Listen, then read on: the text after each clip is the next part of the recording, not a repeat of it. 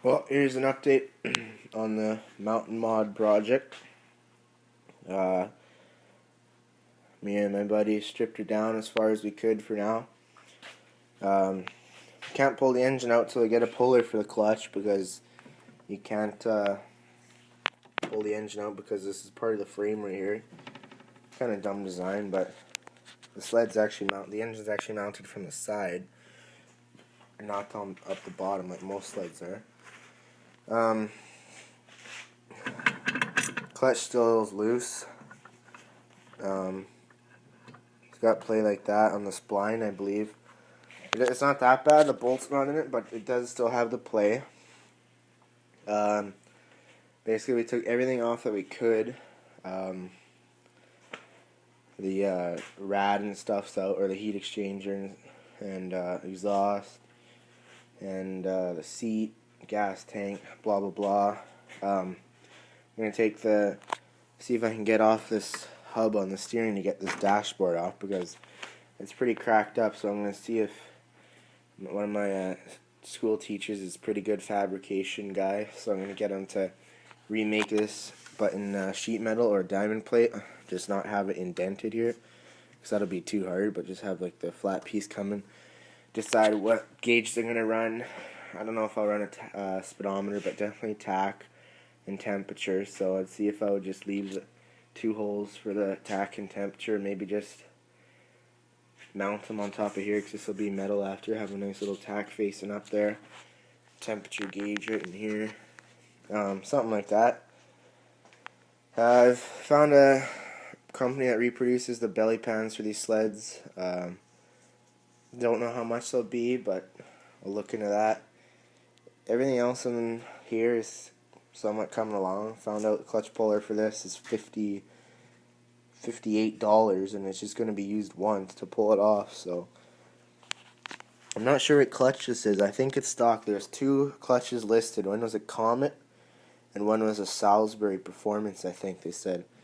So I don't know which one to use. Maybe I could borrow one off someone, but I think that's a yellow spring down there.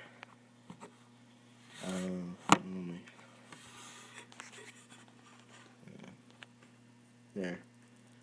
Yellow spring. Found out I have to run the oil injection because it lubes center bearing in the crankcase, but from previous evidence of this, that doesn't look good because it looks like someone didn't run it, and I'm not sure how I would run it because these look like they're the 2 lines for the carbs, and then this is my main line in. But if I could just connect these together so it just pumps the oil back in each other, because I don't really want to run oil injection through the carbs. I'd rather run premix. I just got to figure out where the line would be that does the crank bearing, and make a little small oil tank to mount up in here somewhere. This skid and track I'm not going to worry about because that's coming out. It's going to be a long track probably. Either a long track or a short track with a big paddle. Probably a long track because a long track's an eye turner or a head turner, and you don't really see long track leaf spring sleds. So it'll really be a head turner when I go to vintage derbies. And did a compression test on here, pulled it over like 6-7 times without the carbs on, and one cylinder was about 140 and the other one was 138 or something like that. So that looks good. Let's see if I can show you the inside of the cylinders here. This one, I believe, is worse. I don't know if you guys will be able to see this, but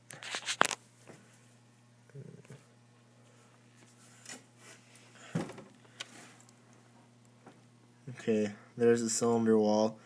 Looks kind of beat up.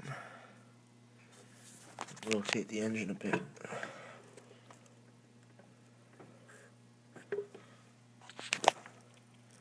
And there's the piston. Probably can't see that very clear, but I still want to pull out the engine and degrease everything. I put some brake clean on that side before I took the exhaust off.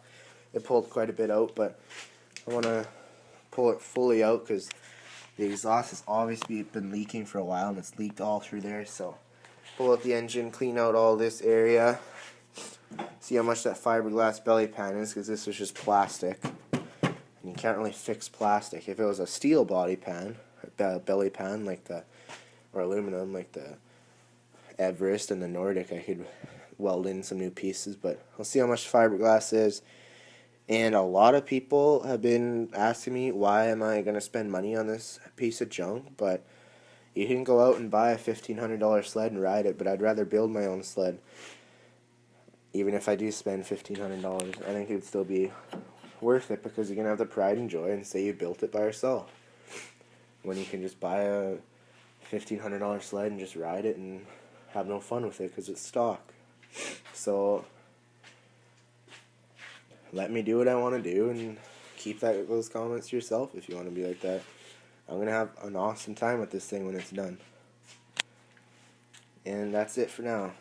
Oh yeah, and this has quite some substantial play, I think. But yeah, that's it for now. This is bolt under here is soaking. Hopefully we can get the hub off, so we don't have to pull off the whole steering to get this out, so my teacher can start on that.